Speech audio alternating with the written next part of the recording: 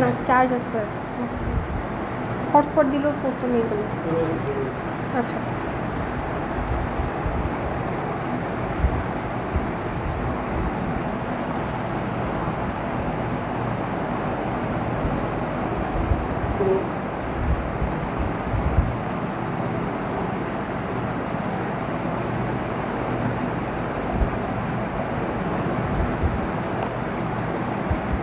শুরু হয়েছে?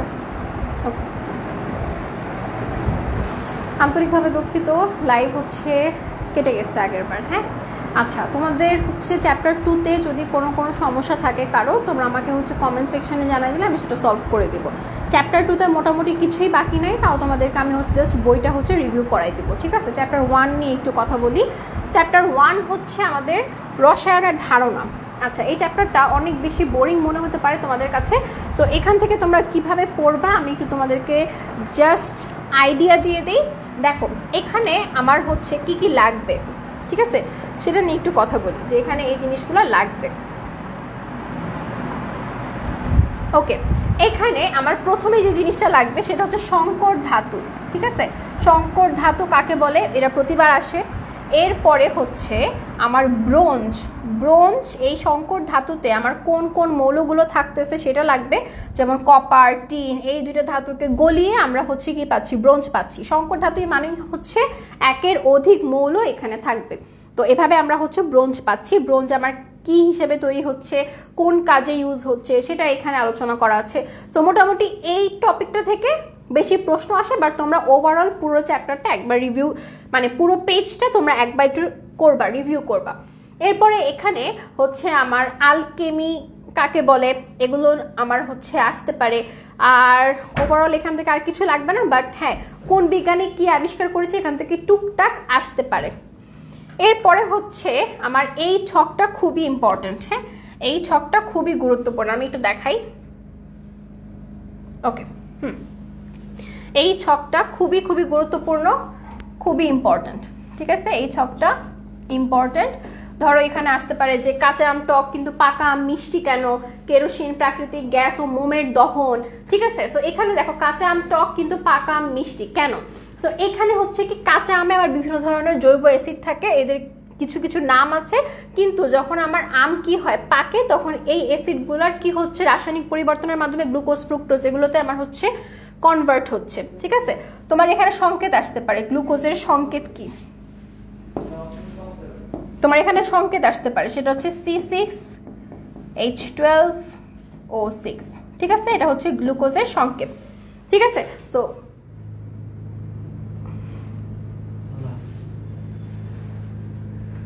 লাইট চলতেছে, আবার কারেন্ট আসছে, কারেন্ট এসি ছিল না।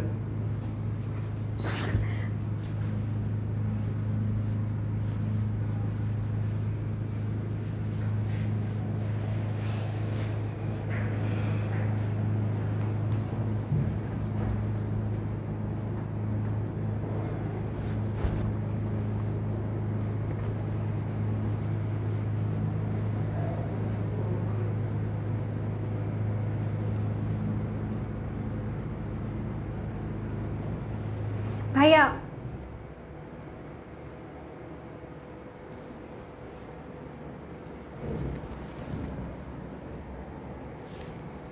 কোথায় রাখছে আমাকে বলেও তো যায়নি।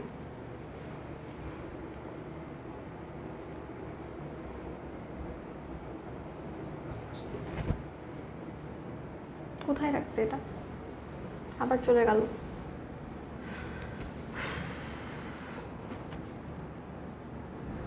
এটা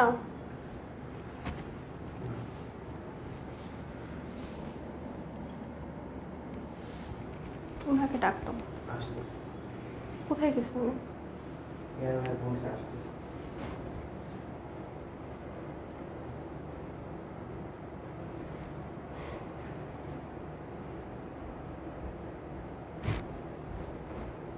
ব্লার, এখন ব্লার হচ্ছে আবার, আপনি জাস্ট পিডিএফ অন করে দেন।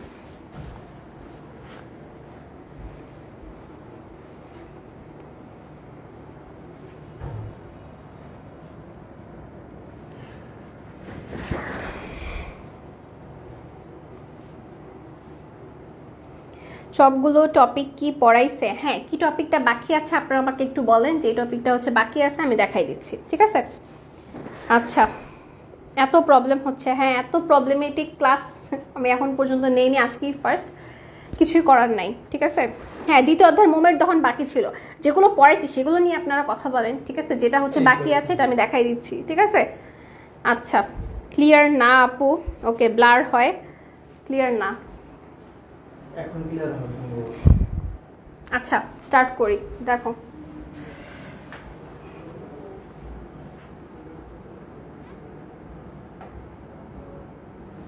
যেখানে ছিলাম। হ্যাঁ দেখো, এখানে হচ্ছে আমার কাঁচা আম টক কিন্তু পাকা আম মিষ্টি কেন? এখান থেকে আমার আসতে পারে হচ্ছে গ্লুকোজের সংকেত, ফ্রুক্টোজের সংকেত। গ্লুকোজ ফ্রুক্টোজ দুইটার সংকেতই হচ্ছে একই, C6H12O6, দুইটার সংকেতই হচ্ছে একই। আর আমার কাঁচা আমে বিভিন্ন ধরনের অ্যাসিড থাকে, পাকা আমে আমার কি হয়ে যাচ্ছে? গ্লুকোজ ফ্রুক্টোজ হয়ে যাচ্ছে, ঠিক আছে? জাস্ট এটাই চেঞ্জ। এরপরে হচ্ছে কেরোসিন প্রাকৃতিক বিক্রিয়া করে আমার কি তৈরি হবে? কার্বন ডাই অক্সাইড আর পানি তৈরি হবে, ঠিক আছে? তাহলে এখানে কার্বন একটা, হাইড্রোজেন 4টা, হাইড্রোজেন 2টা, তাহলে এখানে 2 দিব। আর এখানে অক্সিজেন হয়ে গেছে 2টা আর 2টা 4টা, এখানে 2 দিয়ে দিব, ঠিক আছে? তাহলে দেখো তো, এখানে কার্বন একটা, হাইড্রোজেন 4টা, হাইড্রোজেন 4টা, অক্সিজেন 4টা, 2টা অক্সিজেন হয়ে গেল 4টা, ঠিক আছে? তাহলে এখানে আমরা কি প্রাকৃতিক গ্যাসের দহন দেখলাম, ঠিক আছে? তাহলে তোমরা যারা এতক্ষণ মোমের দহন করতে করতে অস্থির হয়ে গেছো, তাদের জন্য দেখা একটা সিম্পল রিয়াকশন। এটা কিন্তু মোমের দহন না, এটা হচ্ছে কি আমার মিথেনের দহন। কিন্তু মোম হচ্ছে এক ধরনের হাইড্রোকার্বন। যে কোনো হাইড্রোকার্বনকে অক্সিজেনের সাথে আমরা যখন বিক্রিয়া করাবো, যে কোনো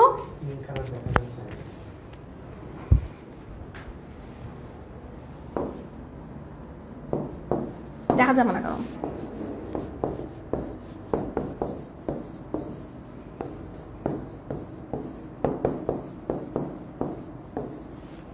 ঠিক আছে? এবার ওকে, ঠিক আছে। তাহলে এখানে হচ্ছে আমার মোমের দহন। মোম হচ্ছে এক ধরনের হাইড্রোকার্বন। এই হাইড্রোকার্বনের সাথে অক্সিজেনের যখন বিক্রিয়া হবে, তখন আমার কি হবে? কার্বন ডাই অক্সাইড আর পানি তৈরি হবে, ঠিক আছে?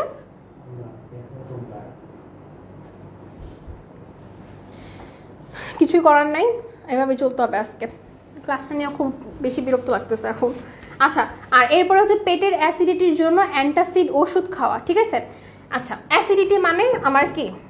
এই যে অ্যাসিডটা আমার হচ্ছে বেশি হয়ে গেল, সো এখন এর সাথে আমরা এখন কি করব? অ্যান্টাসিড নিব। অ্যান্টাসিড হতে পারে ম্যাগনেসিয়াম হাইড্রোক্সাইড, হতে পারে আমার কি অ্যালুমিনিয়াম হাইড্রোক্সাইড। তাহলে ম্যাগনেসিয়াম হাইড্রোক্সাইড এর সাথে আমরা কি করব? HCl অ্যাড করব। তাহলে কি তৈরি হবে? লবণ তৈরি হবে, MgCl2 আর H2O। এবার হচ্ছে সমতা করব, ঠিক আছে? এই পাশে ম্যাগনেসিয়াম একটা লিখলাম। এই পাশে দেখো তো আমার হচ্ছে ক্লোরিন 2টা, এই পাশে ক্লোরিন 1টা, তাহলে এখানে 2 দিতে হবে, ঠিক আছে? আর এখানে হচ্ছে হাইড্রোজেন 2টা, হাইড্রোজেন 4টা, এখানে 2 দিব। আর অক্সিজেন 2টা মিলে গেল। সো এই রিয়াকশন আমরা হচ্ছে লিখে দিব, ঠিক আছে? তাহলে এইখান থেকে আমাদের 3টা টপিকে পড়তে হবে। কাঁচা আম টক কিন্তু পাকা আম মিষ্টি কেন? এইটার আনসার। সেকেন্ডটা যেটা, সেটা হচ্ছে আমার কি? যে কোনো হাইড্রোকার্বনের দহন, মোমের দহন যারা বলতেছিলাম, সেই ক্ষেত্রে আমার কি? মোম এক ধরনের হাইড্রোকার্বন। হাইড্রোকার্বনের দহন মানে হাইড্রোকার্বনের সাথে অক্সিজেনের যখন আমরা বিক্রিয়া করাবো, তখন কি হবে? কার্বন ডাই অক্সাইডের পানি তৈরি হবে। তো সেই বিক্রিয়া তোমাদেরকে দেখাতে হবে। আর লাস্টলি হচ্ছে আমরা কি? পেটের অ্যাসিডিটির জন্য আমরা অ্যান্টাসিড কেন খাই? অ্যাসিডিটি মানে কি? অ্যাসিড কি হয়ে গেছে? বেড়ে গেছে। সো এখানে আমার সেই অ্যাসিডটা হচ্ছে হাইড্রোক্লোরিক অ্যাসিড, এর সাথে আমরা কি করব? অ্যান্টাসিড দিচ্ছি। অ্যান্টাসিডে থাকে magnesium hydroxide, aluminium hydroxide. Magnesium হাইড্রোক্সাইডের সাথে বিক্রিয়া হবে এটা, ঠিক আছে? ওকে, ঠিক আছে। এরপরে হচ্ছে আমার এখানে এগুলো জাস্ট রিডিং পড়তে হবে, এখানে এক্সট্রা কিছুই নাই যে এখান থেকে আসবে এমন কিছু। আর ওকে, লাস্ট হচ্ছে এই ছকটা খুবই খুবই ইম্পর্টেন্ট। এই চ্যাপ্টার থেকে আসার মতো যদি হয়, তাহলে এই জিনিসটাই আসবে। সেটা হচ্ছে কি? আমার এখান থেকে কি কি আসবে? সাংকেতিক চিহ্নগুলা কি কি আছে? বিস্ফোরক পদার্থ, দাহ্য পদার্থ, বিষাক্ত পদার্থ, উত্তেজক পদার্থ। এখান থেকে যে জিনিসগুলো লাগবে সেগুলো আমি একটু তোমাদেরকে লিখে দেখাই, হ্যাঁ, যে এই জিনিসগুলো লাগবে। এখান থেকে তোমাদেরকে শিখতে হবে সংকেত, ঠিক আছে?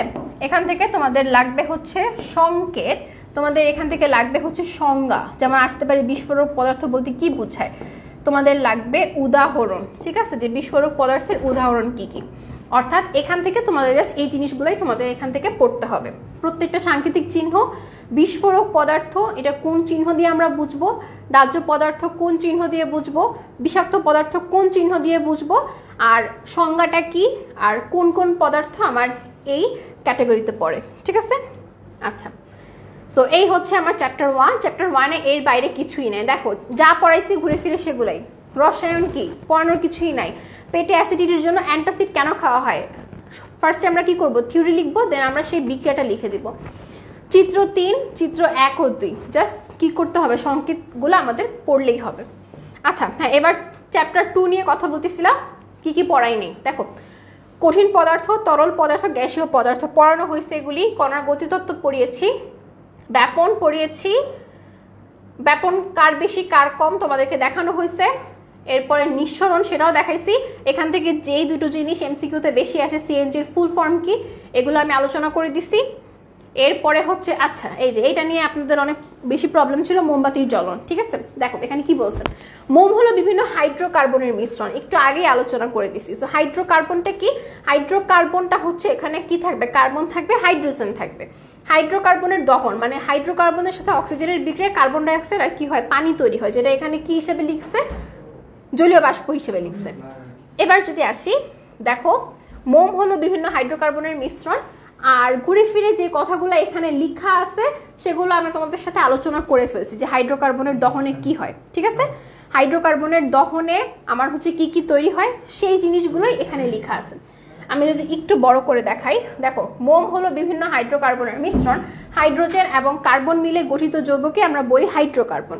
মোমের জ্বলনে আমরা মোমের কঠিন, তরল এবং গ্যাসীয় এই তিনটি অবস্থায় দেখতে পাই।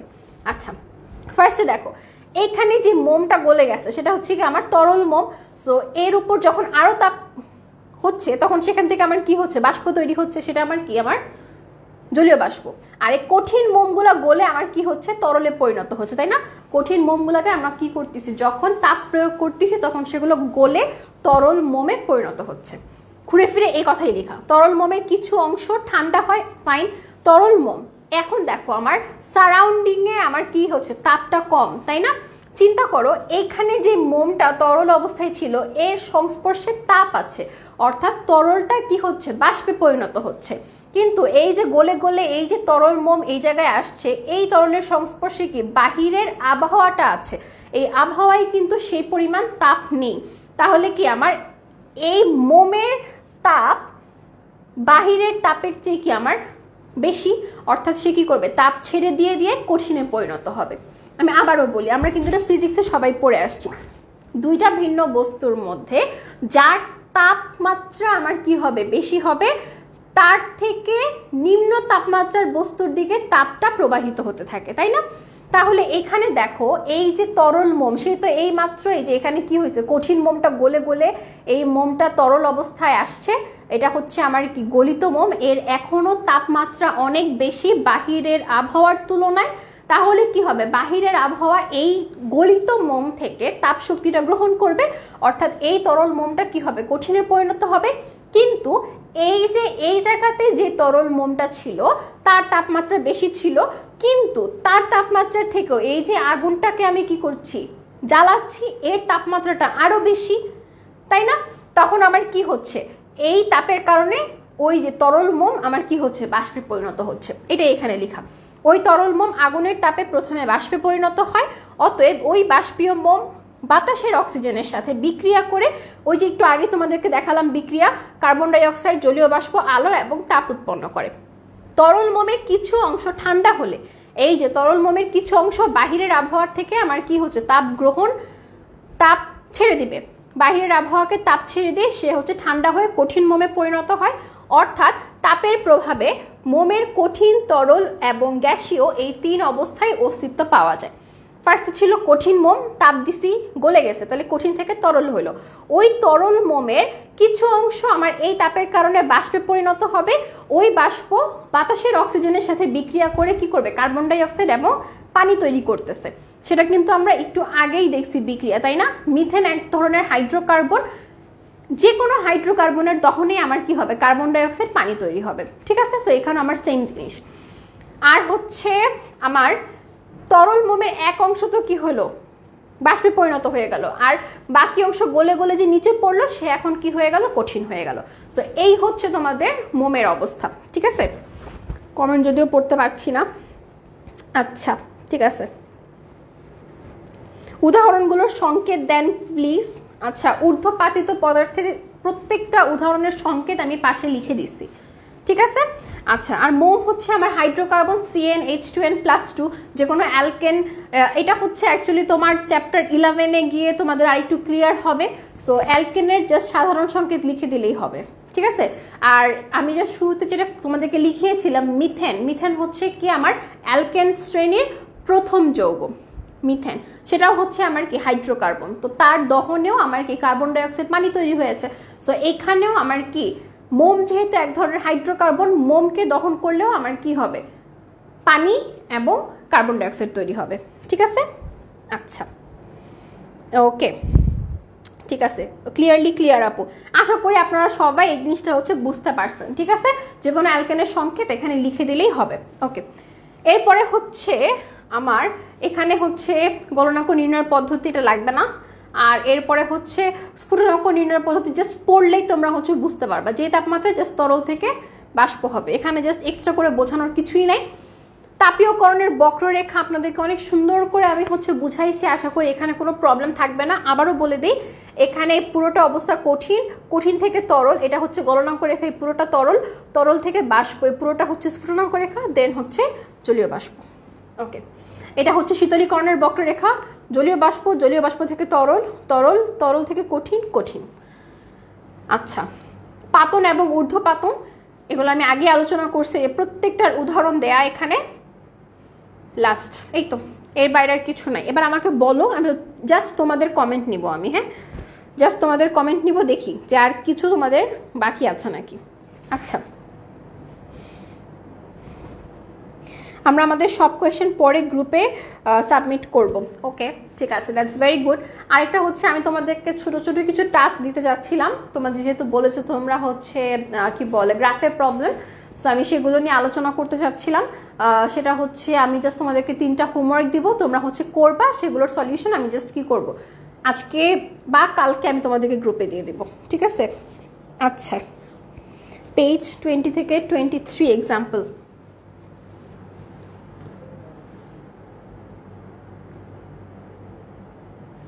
মানে 20 থেকে 23 এক্সাম্পল মানে বুঝি নাই। এখানে এক্সাম্পলগুলো তো হচ্ছে দেয়াই আছে। 21 এগুলো তো এমসিকিউ। 22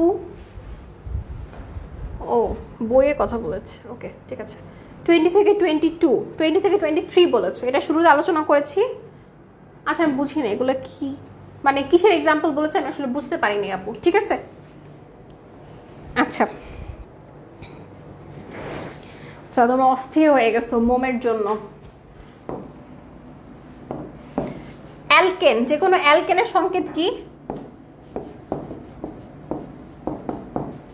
একটা হাইড্রোকার্বন। এটা আমি বলেছি যে চ্যাপ্টার 1 চ্যাপ্টার 11 যখন পড়াবে আরো সুন্দর করে তোমাদেরকে এগুলো হচ্ছে দেখানো হবে। জাস্ট মোমের গলনটা কিভাবে হয় সেটা আজকে হচ্ছে বুঝে রাখো, বাকিটা ইনশাল্লাহ পরে তাও তোমাদের জন্য আমি দিয়ে দিয়েছি। ঠিক আছে, এখন এখানে এই এন আর এই এন এর মধ্যে পার্থক্য থাকতে পারে, ঠিক আছে, কোনো সমস্যা নাই। এটা হচ্ছে আমার অ্যালকেনের সাধারণ সংকেত, এটা হচ্ছে অ্যালকেনের সাধারণ সংকেত, অ্যালকেনের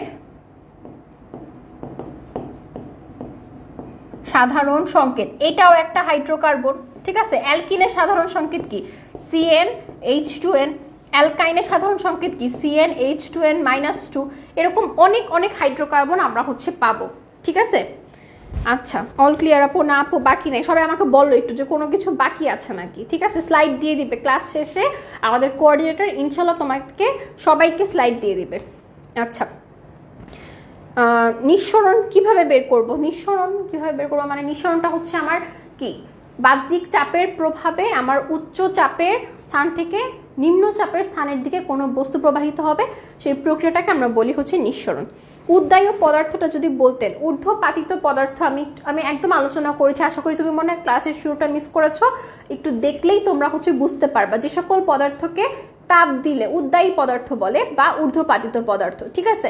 যে সকল পদার্থকে তাপ দিলে কঠিন থেকে সরাসরি বাষ্পে পরিণত হয়ে যায় তাদেরকে আমরা বলে থাকি ঊর্ধ্বপাতিত পদার্থ বা উদ্বায়ী পদার্থ।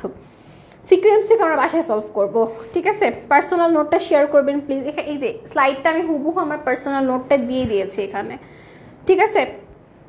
ও বাবা, এক কোয়েশ্চেন কতবার? হোমওয়ার্ক কোথায় সাবমিট করবো? এই গ্রুপেই সাবমিট করব। ওকে, সো আজকের ক্লাসের জন্য আই এম এক্সট্রিমলি সরি, আমার একদমই হাত ছিল না আজকের ক্লাসের শুরুতে, আমি তোমাদের কমেন্ট দেখতে পাই নাই, এরপরে তো কারেন্ট চলে গেছে কতবার, তারপরে ব্লারের সমস্যা ছিল, অনেক প্রবলেম ছিল আমি জানি, বাট এগুলো সবই ছিল আমাদের টেকনিক্যাল প্রবলেম, যেখানে আমাদের কারোর কোনো হাত ছিল না। আমার নিজেরই অনেকবার কনসেন্ট্রেশন ব্রেক হয়েছে, আর এই চ্যাপ্টারগুলো থেকে আমার যতটুকু পড়ানোর ছিল আমি সবগুলো তোমাদেরকে পড়িয়েছি। ক্লাসের 2টা পার্ট যদি সবাই ভালো মতো করো, এই চ্যাপ্টার থেকে কিভাবে আনসার করতে হবে তোমরা সবাই বুঝতে পারবা, ঠিক আছে। সিকিউ আমরা বাসায় সলভ করবো, আমাকে এটাই বলা হয়েছে যে এই ক্লাসে শুধুমাত্র হচ্ছে কনসেপ্ট দেখাতে, সিকিউ তোমরা হচ্ছে বাসায় সলভ করে যদি তোমাদের কোনো প্রবলেম হয় সেটা হচ্ছে আমাদেরকে গ্রুপে জানাতে, আমরা সলভ করব, এটাই।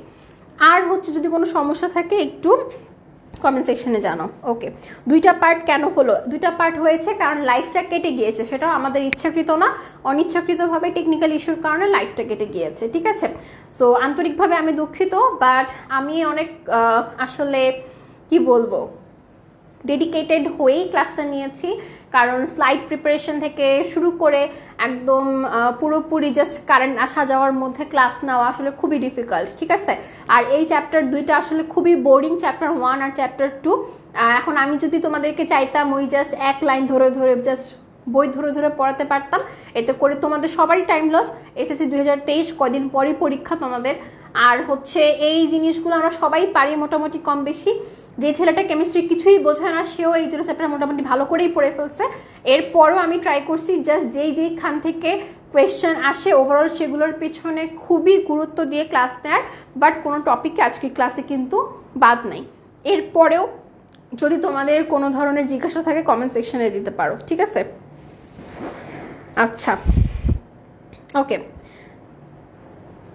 টেস্ট এক্সামের জন্য তোমরা ভাইয়াদেরকে বলতে পারো, ভাইয়ারা যদি বলে অবশ্যই ক্লাস নিব, ঠিক আছে। আমাকে বলা হয়েছে কনসেপ্টটা তোমাদেরকে দেখানোর জন্য, কনসেপ্ট তোমাদেরকে আমি হচ্ছে দেখিয়ে দিয়েছি। আর সিকিউএমসি যদি তোমাদের লাগে অবশ্যই তোমরা হচ্ছে ভাইয়াদেরকে বলবা, ভাইয়ারা যদি বলে অবশ্যই ক্লাস নিব।